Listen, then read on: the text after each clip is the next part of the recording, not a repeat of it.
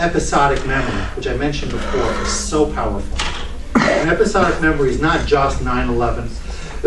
It's not just a major event within our community. Episodic memory could be something as simple as a regular encounter, but I create an episode out of it, so that makes it last a little bit longer. Do you ever have that experience where a student will look at you in the middle of a test? They'll look at you, like right through you, not really looking at you, sort of like you're there, but you're part of the furniture. And then they put their head back down and they continue on their test. Have you ever had that experience? That's because their brain is searching for cues to bring back information that is in there, but they're having a hard time retrieving. One of the things I wasn't able to get into is that our brains have many, many ways of bringing information in, whatever information does get into our long-term memory, and also there's a number of ways of bringing it back out, called retrieval.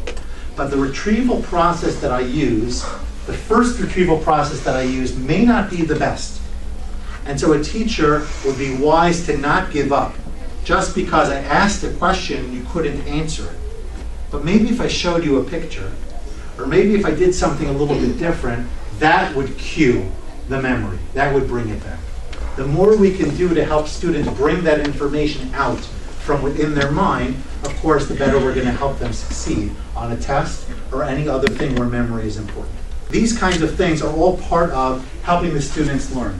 So I might remember based on what I was wearing. Maybe it was a new outfit, or just I ripped my pants in the prom. I don't know what it was, but something about my clothing, something about the place. Make information as relevant as you can. Did you ever have that experience? I used it a few times today. Okay, in questions that I asked. Asking your children, do you remember when? And you're trying to bring, not just as an anticipatory set, which is also good. For those of you not familiar, it's like a hook, where you sort of bring their minds into the learning that you want to teach. That you don't just walk in, okay, everybody, right after recess, open up your books to page such and such. You sort of frame their conversation and their learning. But if you bring them into past experiences, they're going to make those linkages, and that's going to help them hold on to it better.